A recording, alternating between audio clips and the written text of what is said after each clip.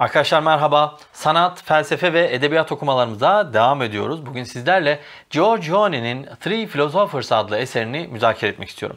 Müzakeremize geçmeden önce videomuzu beğenir ve kanalımıza abone olursanız bu konudaki çalışmalarımıza desteğiniz için teşekkür ederiz. Arkadaşlar Giorgione'nin bu eseri Batı düşüncesinde olduğu kadar İslam felsefesi açısından da büyük önem taşıyor. Zira İslam felsefesinin Batı düşüncesine olan etkisini göstermesi noktasında pek çok mesajlar barındırıyor. Daha önceki müzakeremizde hatırlayacağınız üzere David'in Sokrates'in ölümü tablosunu analiz etmiştik. Bugün de Giorgione'nin bu eserini sizlerle paylaşmak istiyorum. Öncelikle Giorgione kimdir ona bir bakalım. Sonrasında tablonun analizine geçelim.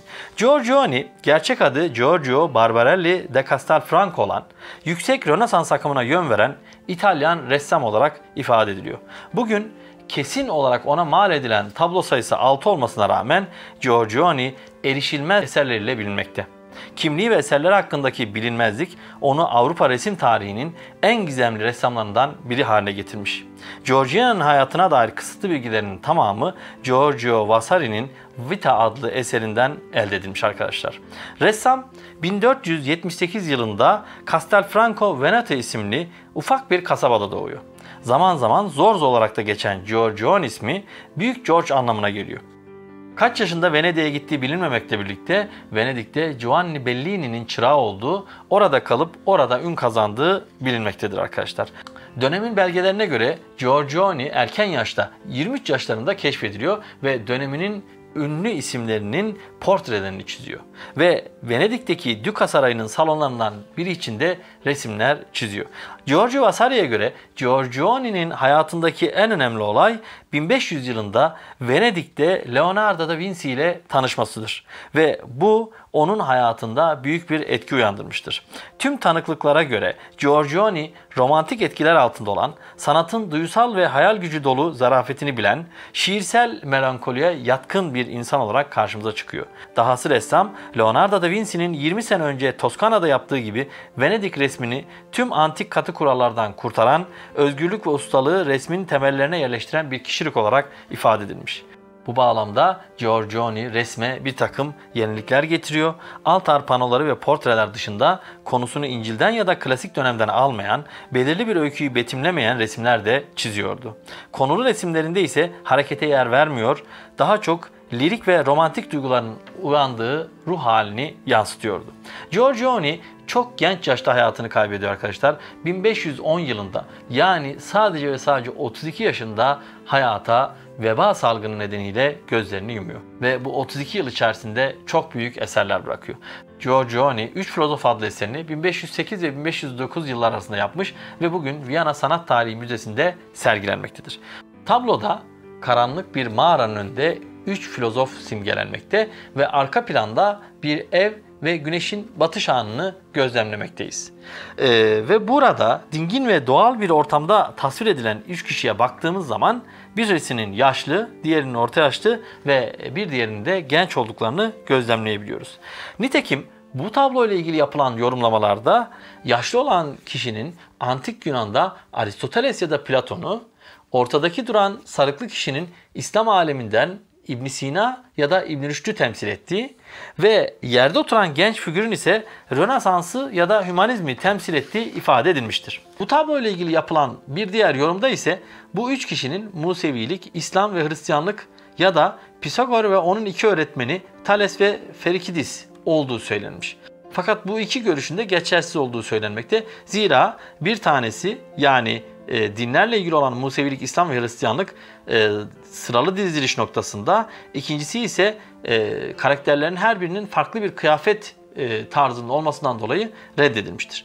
Şimdi burada ilginç olan husus, yaşlı ve genç karakterlerin ellerinde bir takım ölçüm aletleri bulunurken ortadaki İbn Rüşd olarak da ifade edilen figürün elinde herhangi bir aletin olmamasıdır. Bu üç figürle ilgili yapılan yorumlarda Antik Yunan'la Rönesans arasındaki geçişin İslam düşüncesiyle yapıldığı ve bilimsel düşüncenin bu kanal üzerinden aktarıldığı şeklinde ifade edilmiş. En yaşlı figür düşünüyor ya da iyice yakından bakıldığında düşünceli bir halde bir şeyler söylüyormuş gibi dururken ortada yer alan figür ona dönük bir şekilde figür edilmiştir. En genç olanları ise kendi aleminde ve ölçümü yapmaktadır. Dolayısıyla diğer ikisinden daha kopuk bir görünüm arz etmekte. Aynı şekilde ortada yer alan figür de arkasını genç figüre dönmüş durumdadır. Şimdi burada şunu görebiliyoruz. Antik Yunan'la İslam düşüncesi arasındaki ilişkiye baktığımız zaman birbirine daha yakın bir ilişki. Genç figür olan, oturarak yerde bulunan figürle diğer iki figürün arasındaki ilişkinin biraz daha uzak bir ilişki gibi, arkaları dönük bir şekilde ve onunla sanki iletişimi yokmuş gibi bir hal ortaya koymasıdır. Aynı şekilde Antik Yunan'ı temsil ettiği söylenen figürün de yine Rönesans'ı temsil edilen figürden sanki habersizmiş gibi durması arkadaşlar.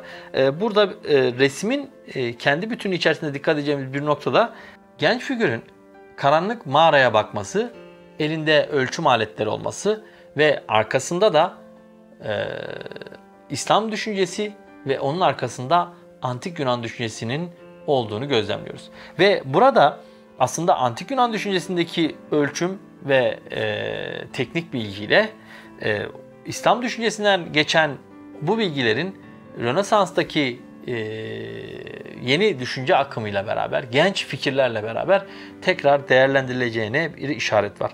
Ben kendi açımdan şöyle de bir yorum yapabiliyorum.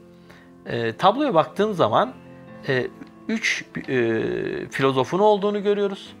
Ve bu 3 filozofun tarihte zaman ve mekandan uzak bir şekilde bilginin paylaşıldığı bir ortam oluşturduğunu, karşılarında karanlık, yani bilinmesi ve öğrenmesi, aydınlatılması gereken bir yer olduğunu, arka planda ise bunların tamamen dışında hayatın devam ettiğini görüyoruz. Yani ben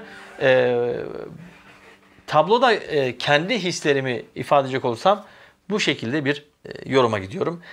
Yani tabloya baktığımızda filozoflar zaman ve mekandan uzak bir şekilde bilginin verdiği o ortak alanda buluşup bir takım şeyleri ifade edebiliyorlar. Ve karşılarında karanlık var. Hepsi bu karanlıkla uğraşıyorlar ve bu karanlığın aydınlatılması aydınların görevi olarak ifade ediliyor. Arka planda da burayla alakası olmayan, tamamen kendi içerisinde işleyen bir buradan habersiz bir sistem var.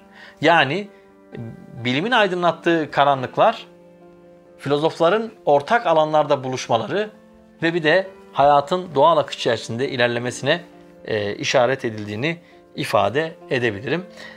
Ben dediğim gibi bu tabloyu hem insanlık tarihi bakımından hem de İslam felsefe ve düşünce geleneği bakımından önemli buluyorum. Onun için de biz İslam Felsefesi Teşekkül Dönemi adlı çalışmamızın kapağında da bunu kullandık. Antik Yunan'dan İslam felsefesine, İslam felsefesinden Rönesans'a uzanan bu bilgi zincirinin bütünlüğünü temsil eden bir tablo olduğunu düşünüyorum arkadaşlar. Sizler de tablo ile ilgili görüşleriniz varsa bunları yorum bölümüne atabilirsiniz. Onun dışında analiz edilmesini istediğiniz tablolar olursa onları da yine bizlerle paylaşırsanız seviniriz. Tablolarla ilgili sanat tarihi hocalarımızın da yapacağı içerikler bizlerin bunlarla ilgili bilgilerini pekiştirecek ve çok daha farklı yönlerini keşfetmemize ışık tutacaktır. Onun için her geçen gün sanat, felsefe ve edebiyatla olan ilişkimizi bir bütün halinde arttırmaya, hayatı paylaşmaya ve sizlerin katkılarını her daim yanımızda hissetmeye devam ediyoruz. Hepinize ilginiz ve katkınız için teşekkür ederim. Sağ olun, var olun.